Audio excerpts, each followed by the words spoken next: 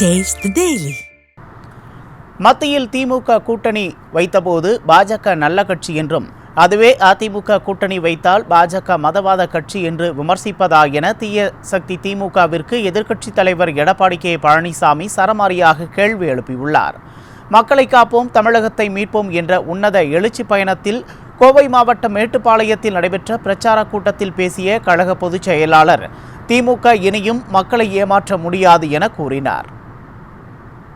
நாங்கள் திட்டமிட்டது இந்த இடத்துல 5 மணிக்கு பேசுவதாக நாங்கள் நேரம் குறித்திருந்தோம். இங்கே இருக்கின்ற மக்களுடைய ஆர்வத்திலையும் எழுச்சியிலையும் நாங்கள் தண்ணீரை நீந்துவதை போல மக்கள் வெள்ளத்திலே நீந்தி உங்களை வந்து சந்தித்திருக்கிறோம். திரு ஸ்டாலின் அவர்களே, இந்த கூட்டத்தை பார்த்து உங்களுக்கு ஜுரம் வந்திருக்குன்னு நினைக்கிறேன். நாளை தினம் மருத்துவர்கிட்ட போக வேண்டிய சூழ்நிலை வந்திருக்கிறோம்.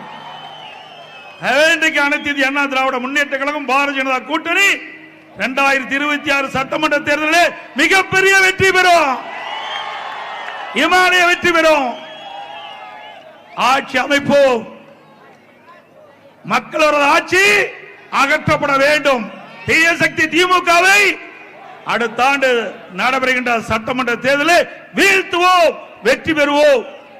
நல்ல ஆட்சியை தமிழகத்திலே நாம் கொண்டு வருவோம். இன்றைய தினம் திரு ஸ்டாலின் பேசுகிறார், பல்வேறு பொதுக்கூட்டத்திலே பேசுகிறார். எப்படி அண்ணா திமுக பாரதிய ஜனதா கட்சியோடு கூட்டணி வைப்பீர்கள் என்று.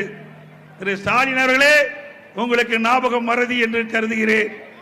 1999 பாரதிய ஜனதாவோடு கூட்டணி வைத்தீர்களா இல்லையா? நாடாளுமன்ற தேர்தலிலே, 2001 சட்டமன்ற தேர்தலிலே தமிழகத்திலே பாரதிய ஜனதாவோடு திமுக கூட்டணி வைத்ததா இல்லையா? நீங்கள் வைத்தா பாரதிய ஜனதா கட்சி நல்ல கட்சி. நாங்க அண்ணா திமுக பாரதிய ஜனதாவோட கூட்டணி அமைச்சா மதவாத கட்சி.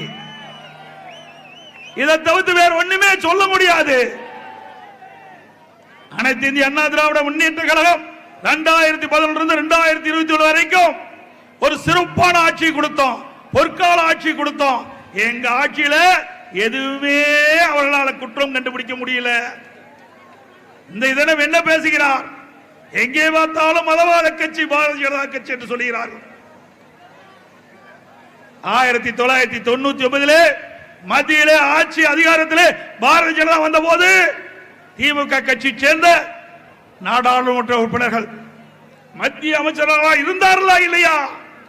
5 ஆண்டு காலம் மத்தியிலே ஆட்சி அதிகாரத்திலே இருந்தார்கள்.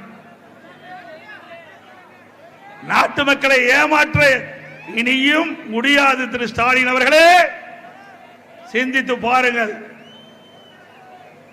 இன்றைக்கு மத்தியிலே ஒரு வலுவான ஆட்சி, நிலையான ஆட்சி நடந்து கொண்டிருக்கின்றது. 3வது முறையாக பாரத பிரதமர் நரேந்திர மோடி அவர்கள் இந்திய நாட்டுடைய பாரத பிரதமராக பொறுப்பேற்றுகின்றார். திமுக இந்த தேர்தலோடு முடிவு கட்டப்படும். அது மட்டுமல்ல, மத்திய அரசாங்கம் தமிழ்நாட்டுக்கு எதுவுமே கொடுக்கல, எதுவுமே செய்யல. இதைத்தான் கீரல் விழுந்த ரெக்கார்டு மாதிரி திருப்பி திருப்பி பேசிக்கொண்டே இருக்கின்றார். சிந்தித்து பாருங்கள். இதே திராவிட முன்னேற்ற கழகம் 1999 பாரதிய ஜனதா ஆட்சியிலே நீங்கள் அமர்ந்திருந்தீர்கள். அதுக்கு பிறகு காங்கிரஸ் அதிலே அந்த மத்தியிலே ஆட்சியிலையும் அமர்ந்தீர்கள்.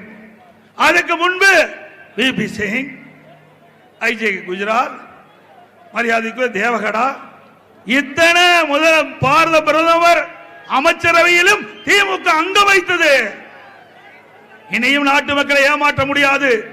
சுமார் 16 ஆண்டு காலம் மத்தியிலே ஆட்சி அதிகாரத்தில் இருந்தது திராவிட முன்னேற்ற கழகம். 16 ஆண்டு காலத்தில் மத்தியில ஆட்சி அதிகாரத்தில் இருந்தீங்கல்ல, தமிழகத்திற்கு என்ன செஞ்சீங்க? என்ன ஒரு பெரிய திட்டத்தை கொண்டாந்தீங்க? எந்த நிதியை கொண்டாந்தீங்க? ஒண்ணுமே இல்ல. குடும்பத்தில் இருக்கின்றவர்களுக்கு மத்தியிலே ஆட்சி அதிகாரம் இருக்க வேண்டும். மத்தியிலே ஆட்சி அதிகாரத்தை வைத்து கொள்ளையடிக்க வேண்டும். அதுதான் திமுகவுடைய குறிக்கோள்.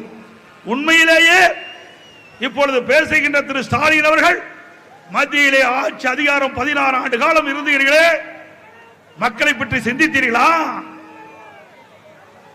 நீங்கள் சிந்தித்திருந்தால் நிறைய திட்டங்களை கொண்டு வந்திருக்கலாம், நிறைய நிதிகளை கொண்டு வந்திருக்கலாம். அதையெல்லாம் விட்டுவிட்டு எந்த குறையும் கண்டுபிடிக்க முடியாம ஏதேதோ தங்களுக்கு நினைத்த கருத்துக்களை எல்லாம் அவதூறு செய்திகளாக வெளியிட்டு இந்த தேர்தலிலே வெற்றி பெறலாம் என்று உங்களுடைய கனவு பலிக்காது. உங்களுடைய கனவு பகல் கனவாகத்தான் இருக்கும். அனைத்து இந்திய அண்ணா திராவிட முன்னேற்ற கழகம் 2011 2021 வரை ஒரு பொற்கால ஆட்சியை கொடுத்தது. விலைவாசி உயர்வில்ல, இன்றைக்கு மின்சார கட்டணம் உயரல, வீட்டு வரி உயரல, கடவரி உயரல, தொழில் சிறந்தது, மக்கள் மகிழ்ச்சியோடு வாழ்ந்தார்கள். இன்றைய நிலை என்ன? திமுக ஆட்சிக்கு வந்தவுடன் 52% மின்கட்டண உயர்வு, வீட்டு வரி உயர்வு 100%, மாநகராட்சி நகராட்சி பேரூராட்சியில கடைக்கு 150% வரி உயர்வு. இதுதான் இப்பொழுது நிலை. இதற்காகவா மக்கள் உங்களுக்கு வாக்களித்தார்கள்? வாக்களித்த மக்களுக்கு துரோகம் செய்கின்ற கட்சி திமுக கட்சி, திமுக அரசாங்கம். இதற்கெல்லாம் வருகின்ற தேர்தலில் மக்கள் ஒட்டுமொத்தமாக உங்களுக்கு பாடம் கற்க இருக்கின்றார்கள் என்பதை நினைவு கொள்ள வேண்டும். அது மட்டுமல்ல, இன்றைக்கு சட்ட ஒழுங்கு சந்தி சிரிக்குது. பெண்களும் நடமாட முடியல. எங்கே பார்த்தாலும் கொலை, கொல்ல, திருட்டு, வழிப்பறிவு, பாலியல் வன்கொடுமை, சிறுமி முதல் பாட்டி வரை பாலியல் வன்கொடுமை. வெக்கமா இல்ல? திரு ஸ்டாலின் அவர்களே ஒரு பொம்மை முதலமைச்சராக இருந்து கொண்டிருக்கின்றீர்கள்.